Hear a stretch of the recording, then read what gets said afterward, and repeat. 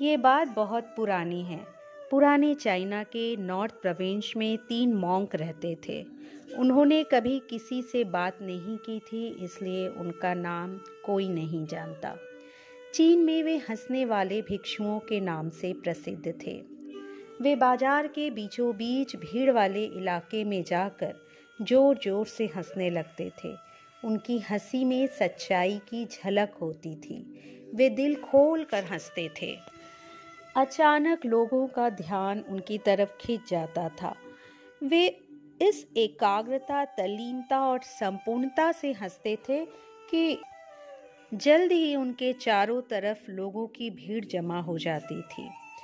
जब पूरा गांव उनकी हंसी से सम्मोहित होकर हंसने लग जाते और हंसी में खो जाते, तो वे तीनों दूसरे गांव की ओर चले जाते थे।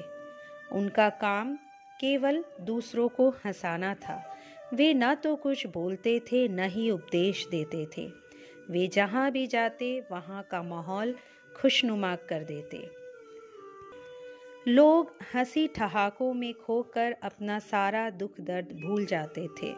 धीरे धीरे चाइना के लोग उन्हें बहुत प्यार करने लगे और वे 3 लाफिंग मॉन्क के नाम से प्रसिद्ध हो गए। चाइना के लोग उन्हें बहुत प्यार और सम्मान देते। ना तो इनके पहले और ना ही इनके बाद किसी ने भी कभी इस तरह प्रचार किया कि जीवन केवल एक हंसी होना चाहिए और कुछ नहीं। वे इस तरह हंसते थे मानो वे इस ब्रह्मांड के मजाक को जान गए हों। वे किसी खास चीज पर नहीं हंसते थे। उनकी हंसी इस तरह की थी मानो वे ईश्वर के खेल को, उनके मजाक को समझ गए हों। बिना एक शब्द भी कहे उन्होंने पूरे चाइना में इतनी खुशियां बिखेरी जितना आज तक किसी ने भी नहीं किया होगा।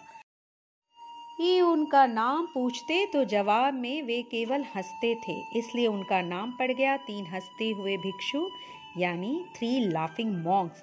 पूरे चाइना में भ्रमण कर सबको हंसाते हुए वे समय के साथ बूढ़े हो गए और इसी क्रम में जब वे एक गांव पहुंचे तो एक भिक्षु की मौत हो गई।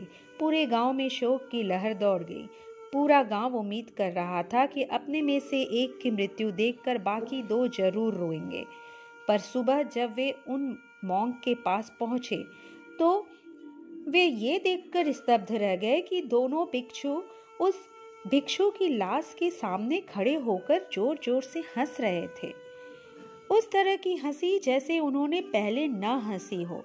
गांव के कुछ बड़ों ने उन्हें बहुत समझाने की कोशिश की कि अपने साथी की मृत्यु पर आपको इस तरीके से नहीं हंसना चाहिए। अब तक वे भिक्षु किसी से बात नहीं करते थे, पर इस बार उनमें से एक भिक्षु ने कहा कि हम तीनों के बीच एक शर्त लगी थी कि हम में पहले किसकी मृत्यु होगी, और ये जीत गया। हम इसकी जीत और अपनी हार पर हंस रहे हैं और कई वर्षों तक हम एक साथ रहे, एक साथ हंसे। हमने एक दूसरे की मौजूदगी का आनंद लिया। उसे अंतिम विदा देने का इससे बेहतर तरीका क्या हो सकता है? हम सिर्फ हंस सकते हैं। गांव वालों की आंखों में आंसू आ गए थे। पूरा गांव उदास था। चीन की प्रथा के अनुसार मृतक को स्नान कराकर नए कपड़े पहनाए जाते थे, लेकिन मरने के पहले उस भिक्षु ने अपने साथियों को कपड़े बदलने से मना कर दिया था। उसने कहा था, मुझे स्नान मत कराना क्योंकि मैं कभी अशुद्ध हुआ ही नहीं। मेरे जीवन में इतनी हंसी आई कि कोई अशुद्धता जमा ही नहीं हो सकी। मैंने कोई गंदगी जमा नहीं की है। हंसी हमेशा ताजा होती है। मेरे कपड़े मत बदलना। जब उस मृत भिक्षु के शरीर को अंतिम संस्कार के लिए चिता पर लिटाया गया तो सारे गांव वालों को एहसास हुआ कि शेष 2 भिक्षु मजाक नहीं कर रहे थे। वो तीसरा भिक्षु भी हंस रहा था। और जब उसकी चिता को जलाया गया तब गांव वालों को पता चला कि उस भिक्षु ने अपने कपड़ों में कुछ पुराने चीनी पटाखों को छिपा रखा था, जो आग लगने के बाद फटकर आसमान में रंग बिरंगी आतिशबाजियां करने लगी, जिसे देखकर पूरा गांव जोर जोर से हंसने लगा। इस तरह मरने के बाद भी वह भिक्षु सबको हंसा गया। इसे देखकर दोनों भिक्षुओं ने कहा, चालाक आदमी, तुम मर चुके हो, लेकिन तुमने हमें एक बार फिर हरा दिया। तुम्हारे द्वारा गांव वालों के चेहरे पर पैदा की गई ये आखिरी हंसी थी।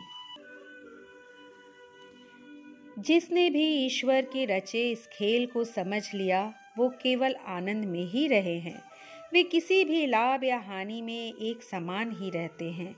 जल में कमल की तरह संसार में रहते हुए भी वे मोक्ष को, परमात्मा को प्राप्त कर जाते हैं।